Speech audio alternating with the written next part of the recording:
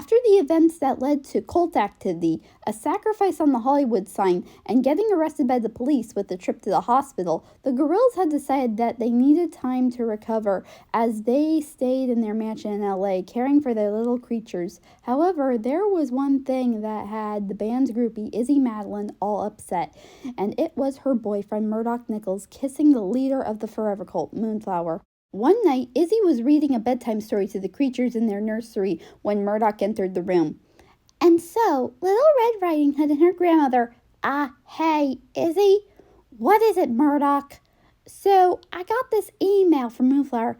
Oh boy, Moonflower again. What is it this time? Well, she told me everything about her life. Oh, that's nice. What else? She asked me out on a date. What? As soon as Murdoc brought that up, Izzy stood up all mad at the fact that the same woman who kissed her boyfriend was now asking him out on a date. Okay, I know you're mad, but just hear me out. She has about until Saturday to live, so can I go with her? Izzy's mad expression then turned into a shocked expression as she couldn't believe why her boyfriend would go out with this other woman. Oh, well, you know what? Just go. You serious? Yes, go.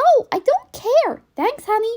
Murdoc kissed her on the cheek and left all excited. Izzy, meanwhile, although still mad, sat down as she felt bad for what was to come of Moonflower, while the creatures in a crib together were standing, noticing their mother and aunt feeling pretty bad. Oh, children, don't worry about me. Your father and Uncle Murdoc and I are just in a little tiff right now, and although I would be happy, I still got his heart. I can't help but feel bad for that woman, even though she did do terrible things like give you as a gift to your father until she planned to take you back to where she found you after sacrificing your dad, Blue. Izzy petted baby Blue on the head, making her purr, but then the sound of pebbles hitting the window were heard. Huh? The creatures were ready to attack, but Izzy got them to quiet down. No, children. Let Mommy and Aunt Izzy handle this. Just try to go to sleep. The kids all lay down in the crib, and Izzy tucked them in. Sweet dreams, little ones. As the hitting of the pebbles from the window continued, Izzy walked quietly to the window and opened it, hoping it was just some crazy teens in the neighborhood throwing them. Hey, you. Huh? Moonflower? Standing outside was Moonflower. Hi, Izzy, right? Yes, what do you want?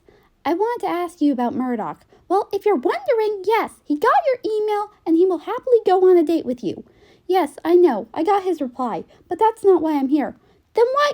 Wait a minute. Oh no, if you're here to take Blue again, then the answer is no. You can't have her. Heck, ever since you tried to sacrifice her father, 2D has been suffering from separation anxiety, and I've had to make millions of promises to him that he is safe with me, and I'm going to continue to do that as her aunt. I don't want that kitty child I gave to Stuart. He can have her. She's his. Then what do you want? Please, I just want to talk to you. Why me? Just come down here. I'll tell you why. Izzy quietly left the nursery and walked downstairs to the door. As she did, she wondered, what was it this other woman her man liked wanted with her? Was she planning something, or was she going to murder her? Izzy then made it to the door. She took a deep breath, opened the door, and walked outside where Moonflower was standing in the same spot where she was. Okay, what do you want? How long have you and Murdoc been together? Izzy was shocked by this question, but decided to answer, 20 years. And your son, the little sea creature, how long have you had him? Just last year, but he didn't get to meet his father until 1 month later. And did you find him in the woods? Because that's where I found Blue before gifting her to your friend Stuart. No, I found him at the lake. And what about the other babies I've heard about that live here too? The other two were found in the garden here, and when we thought the rupture would happen, on New Year's. Well, that's nice. Yeah, why are you asking me this stuff? Well, the reason I came to talk to you is, well, I feel guilty for kissing your man. I saw how you felt when you walked away with your son in your arms, and not to mention I've seen you with him and figured you two were a thing, hence why I wasn't into him in the first place. You feel guilty about kissing my boyfriend? Then if you are, then why did you do it? It just happened, and I really didn't mean it, and now I've asked him out on a date, which I want to know. Why are you okay with this? Izzy let out a sigh. Well, when Murdoc said you had about until Saturday to live, I felt bad, so I thought I'd give you a chance to be with him for one night, even though I'm still mad at him for what happened at the hospital. But hey, you seem to have lived for a very long time now, and now your time is almost up, so you know what? Go. Have fun with him. Izzy turned to walk away until Moonflower grabbed her wrist. One more thing. You still love him, don't you? I do. Even though he's insane, he's still my true love, and I'm supposed to be his lady of the great leader, and he's my great leader. But I don't know. I feel like he's forgotten that I've never once left his side, and that I always made him happy. And then you came along, and from what I was told, Murdoc said you were the one. And that's why I need your help. What? Listen, what I'm about to tell you may help with everything. Moonflower then told Izzy about her plan and idea. Finally, that Saturday night came. The moon was shining brightly and the stars were twinkling in the night sky. Murdoc and Moonflower were walking in the garden after watching the old movie Moonflower and her cult had made back in the 20s and were enjoying each other before Moonflower's time was up. Well, that sucked. No wonder critics hated it, and I thought I had issues. No offense. None taken. I'm so happy you could spend time with me before I go. I know, we've only known each other for about hours, but hey, I know how to make it last. Murdoc then puckered his lips and leaned in to kiss her. However, Moonflower put a finger to his mouth to making him stop.